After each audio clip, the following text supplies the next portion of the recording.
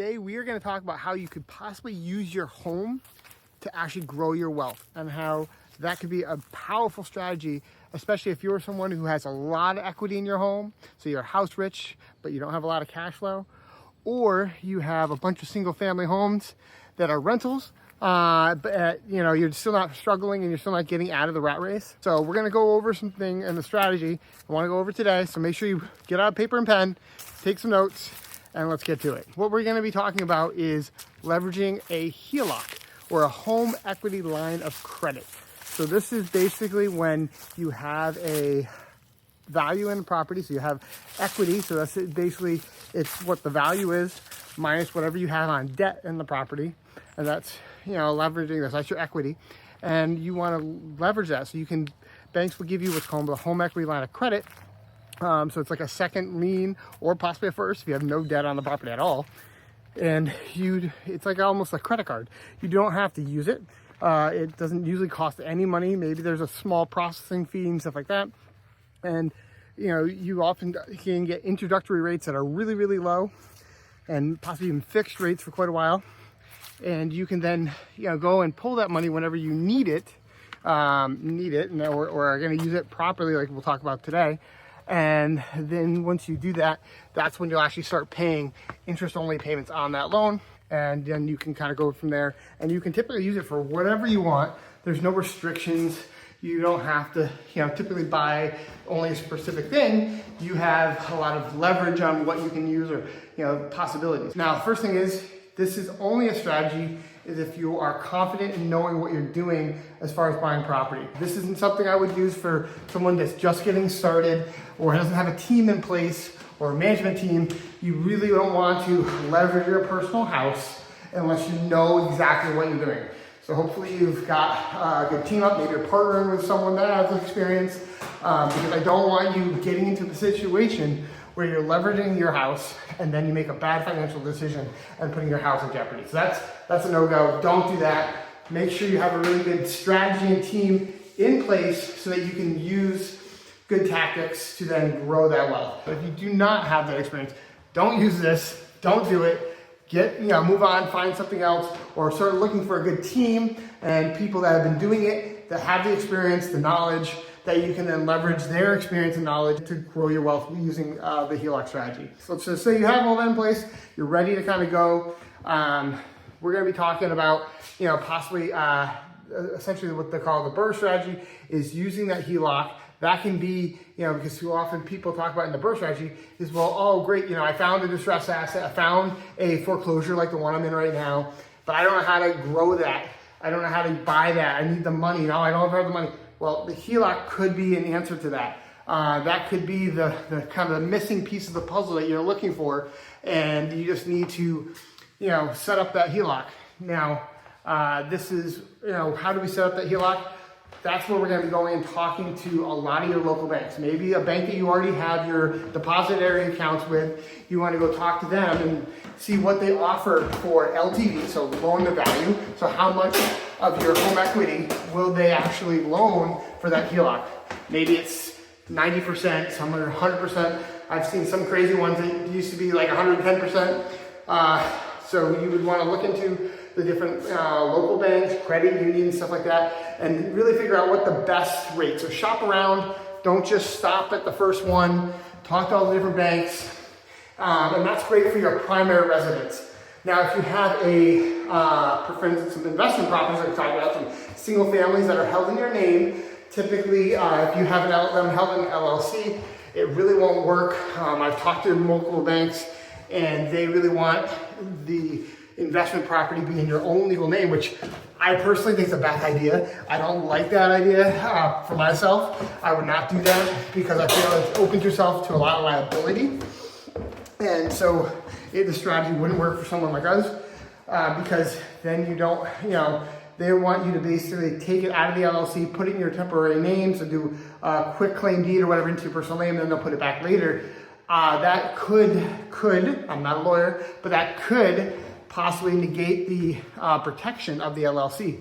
And so therefore you're piercing the corporate veil, and that right there, what's the point of having the LLC? Now, if you have them all in your personal name, which some people do, which I think is risky, but some people like to do that, some they're comfortable with that. Maybe they get a better rate, maybe they, get better insurance, whatever it might be, or for whatever terms they might have been doing it, fine. Well, there's a lot of programs out there, possibly some banks that are local to you or credit unions, but a lot of lenders that are national, Kiavi, all these other ones out there that do, One Mortgage actually is another one that can offer programs for single families and maybe even the 1 to 4s that are investment properties in your own name that they can put an investment HELOC on it. So that could be a great way of doing it for another way to get there. So now once you have this all set up, you've got the best rate, all that kind of stuff, and you have the team in place, like I said before, you're ready to start looking. And so once again, the best way to look at leveraging that is basically finding a distressed asset. Maybe you're looking to wholesalers, maybe you're buying it at foreclosure auction like we talked about here. Maybe you read our book, Foreclosures Unlocked. Check it out on Amazon if you haven't. And if you could leave a review, that would be much appreciated. And then you're now buying the property because you have this, the payment, you're buying it so it's distressed, you can buy it cash.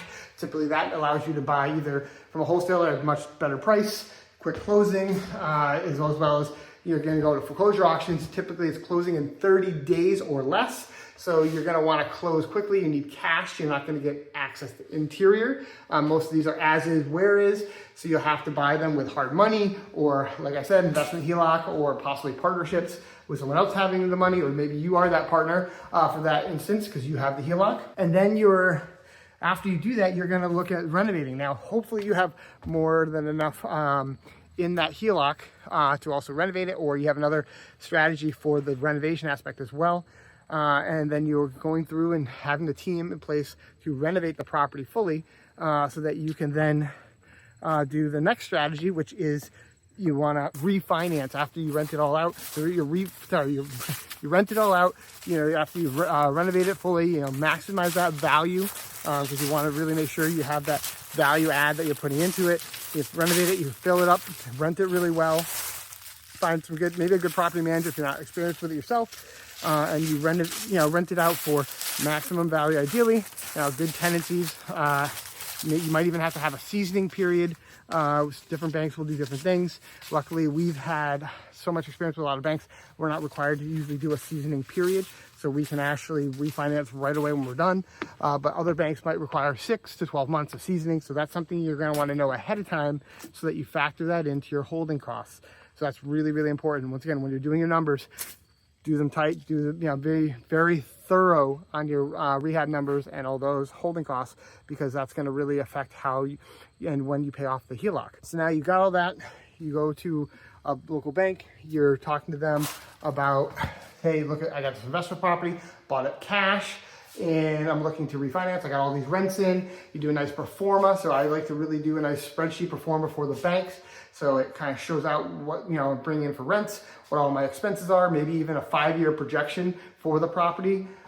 Maybe a nice list, maybe use ChatGPT to kind of create a nice format of what all you did in the renovations, so that it really gives them a lot of confidence in what you're doing, that you know what you're doing, and all the improvements that you've made to the property. Then they will look at taking that and then doing a cash out refinance. This is when you're going to pull out hopefully 75 to 80% LTV on that, on the appraised value. So that's really key, is when getting a good appraisal. Key on that too is I like to meet the appraiser at the property when they're appraising it, so I can really give them maybe other comps that I have for rentals, maybe other comps of the other sales, as well as to help guide them to maximizing your appraisal on this property. So you want to talk to them because you might be able to give them comps for rental because you haven't rented out yet, but the bank's allowing you to do it on projected income. You want to verify that projected income with the appraiser, so giving them really good comps on that rental income. So yeah, you've now refinanced, so you were able to hopefully get 75, 80%, and hopefully that is at least everything of your HELOC. It really depends if you did any numbers well and you really bought very well by buying a foreclosure auction really cheap, buying maybe a short sale, or you're buying something from a wholesaler, or looking for expired listings. Whatever your strategy is for buying a distressed asset, you've built a lot of equity in there, so now you're able to pay off that HELOC, right? You've got all paid off. You now have another property that is bringing in cash flow. So once again, you want to make sure you do all your numbers so you're always cash flowing. and you now look to lock in that rate, hopefully for 30 years. If you can get some of that, especially if it's a 1 to 4 family, typically you can get some of those DSCR 30-year fixed rates, which is fantastic. You're now also looking to then, you paid off your HELOC, so that's still ready to go for the next one, but you're growing your wealth, you're paying down principal in this building, you're getting a little cash flow, you're also getting the benefits of depreciation, maybe that's to offset other income, maybe you're getting closer to being able to qualify as a real estate professional, so you get even more deductions.